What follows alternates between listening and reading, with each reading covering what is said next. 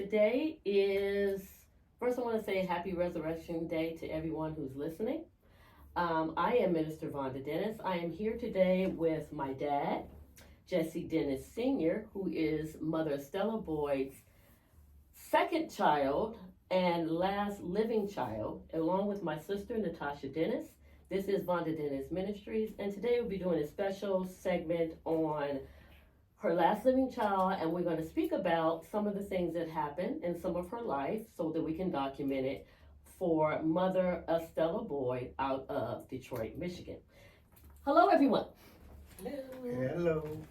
So, we're going to start a little bit with asking maybe a couple of questions about we're going to talk about her legacy. So, we're all part of her legacy. Everyone here, her granddaughter, myself as her granddaughter, and her son.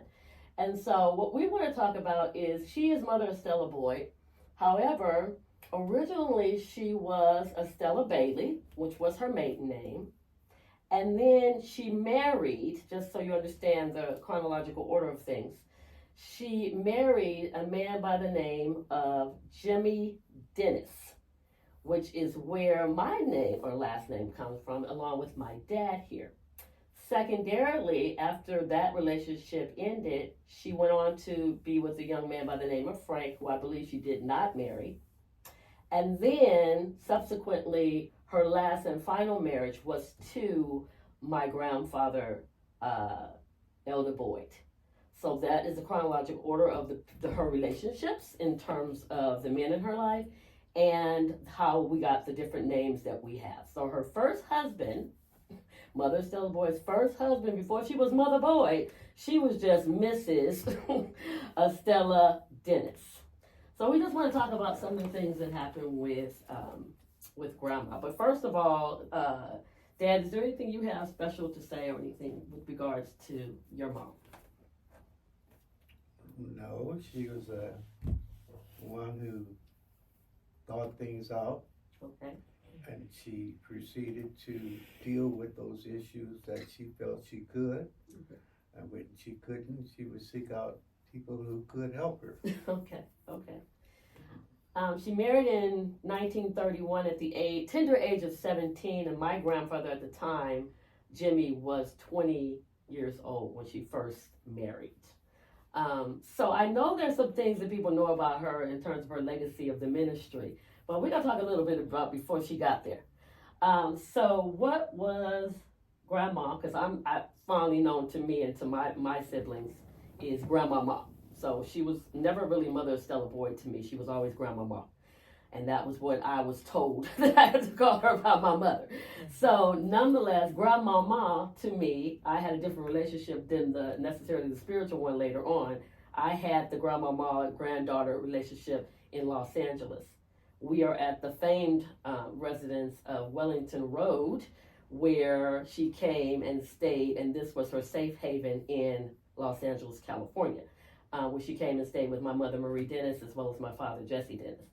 So, before all that happened, what were some of the little things that before she was in ministry, what was she like? Well, she was a hard worker. She proceeded to deal with issues the best way she could, Okay. where those who was dealing with her understood where she was coming from. She said the way she wanted said and did the way she wanted done. Okay. Okay. What kind of work did Grandma do before she was in ministry, if any? Well, she worked as a hotel worker. Oh, did she? Yes, she Okay, worked see, I didn't know that. in different hotels, Okay. and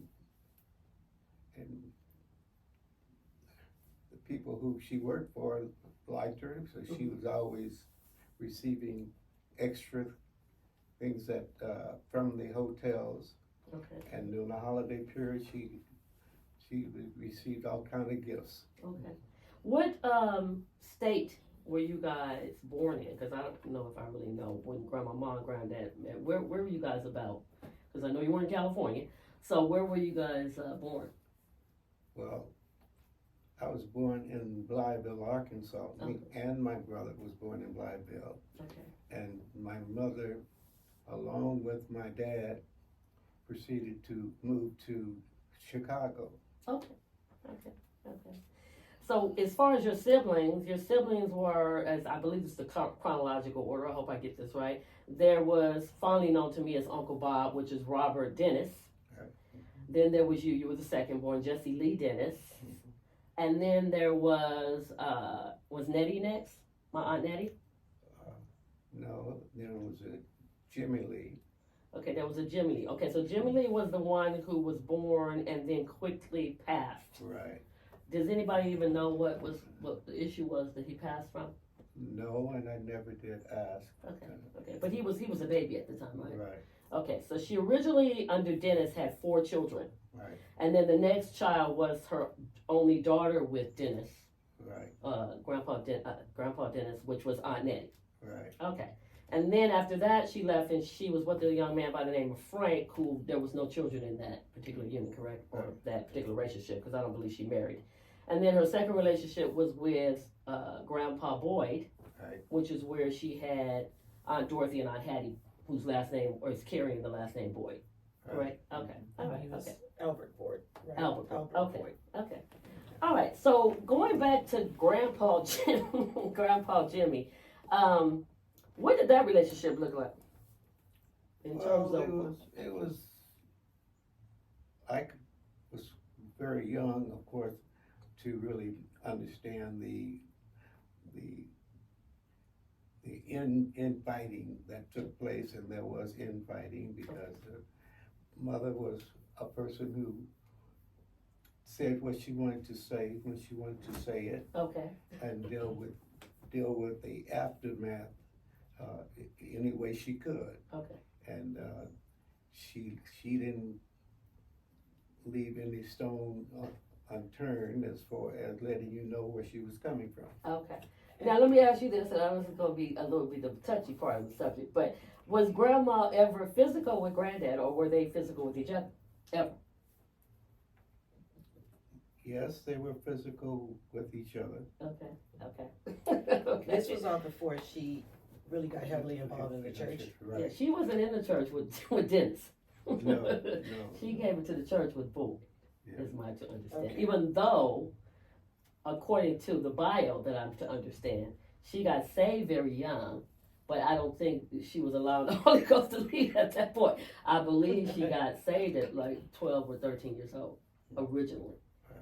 Came to Christ, but I don't, she was a young person and she kind of still, as far as I've heard, dabbled in whatever she's done. And I know she told my older sister Sharon, she wasn't always saved.